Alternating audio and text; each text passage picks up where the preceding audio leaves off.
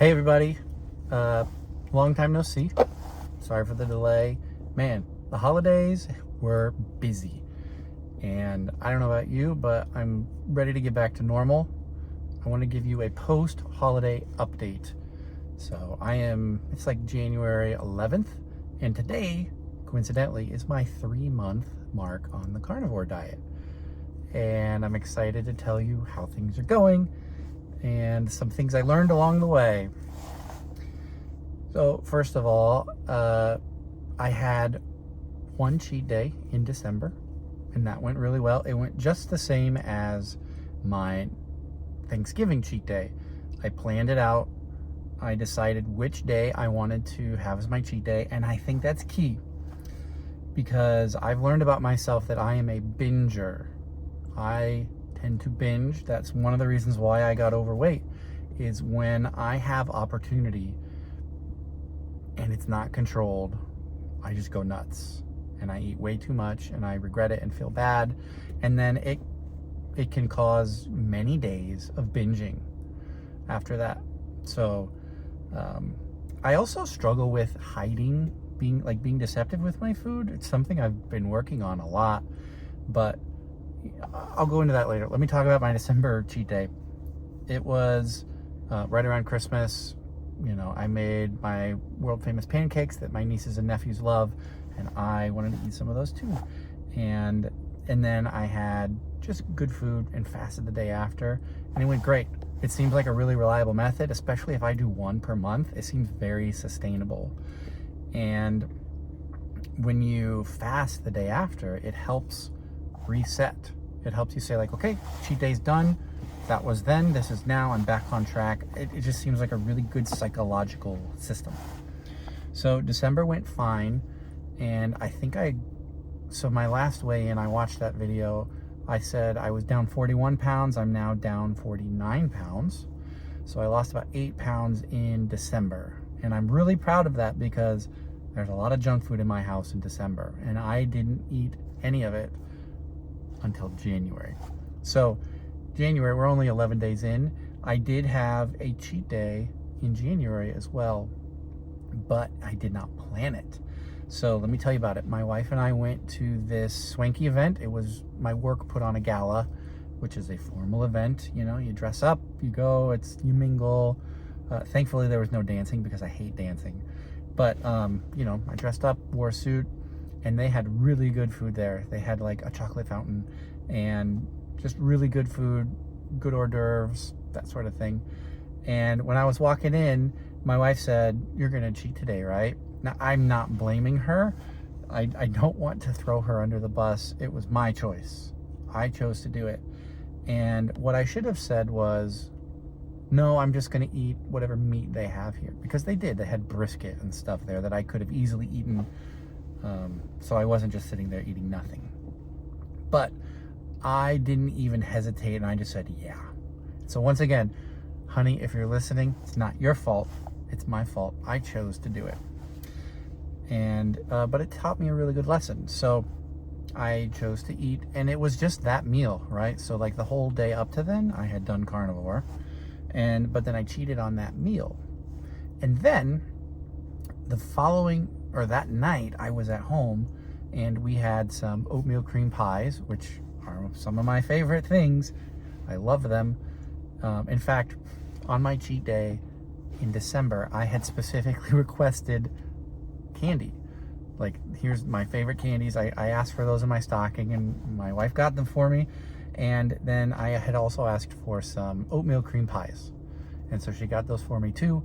And that's what I ate on my cheat day in December, right around Christmas. And it went great. Like, it was awesome. And I even shared some of my candy with other people in an effort to not eat it all myself.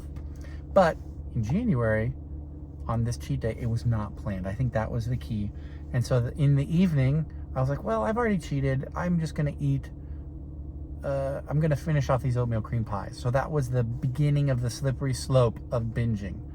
And those of you who are bingers, you probably know that sort of loop that you get in of like, well, I've already messed up.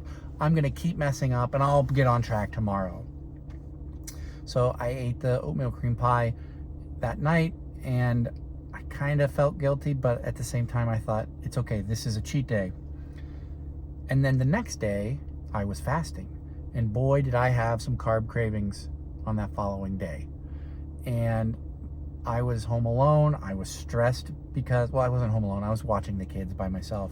I was stressed by the kids, and my body's just like, give me carbs, give me carbs, give me carbs.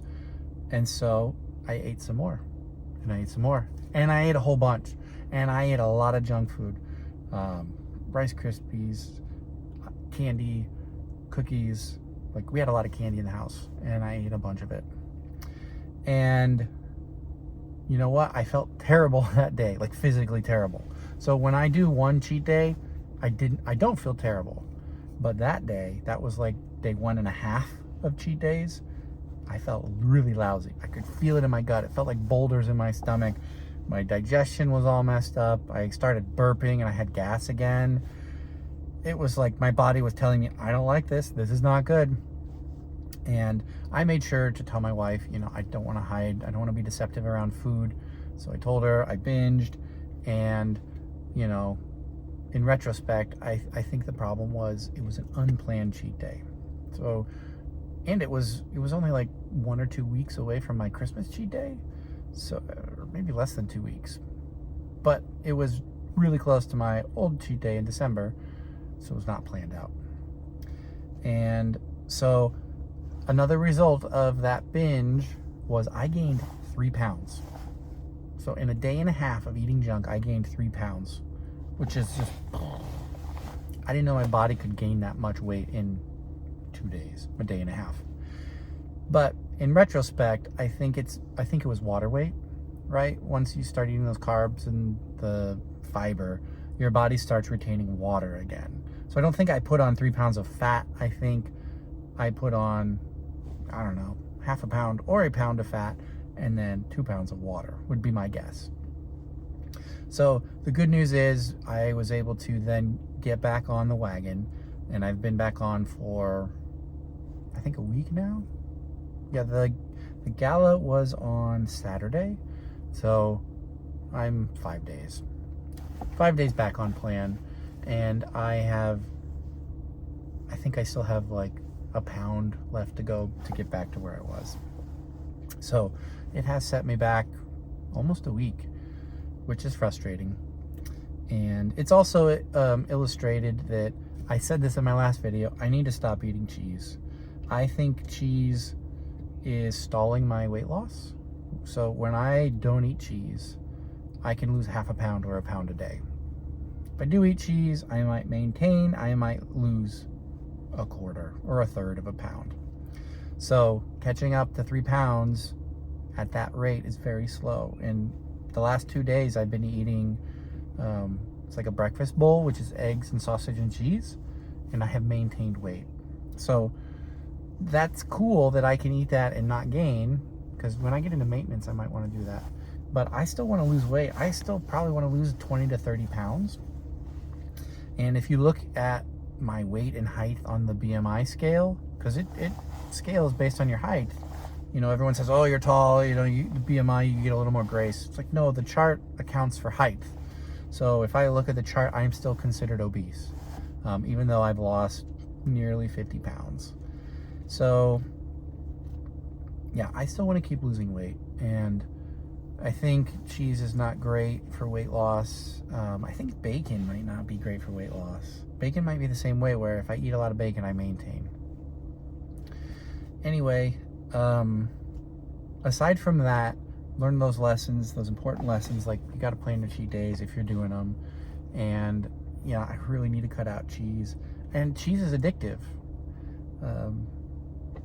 I think I have an addictive personality, meaning that my body loves dopamine. And when I eat food that I like, I get dopamine hits, and I like cheese. And so my relationship to dopamine, I think, is just a little different. I'm just more prone to addiction and being hooked on that feeling of dopamine. But I think if I can wean off the cheese, I think we'll do well. I looked around to see, like, does raw cheese have no carbs?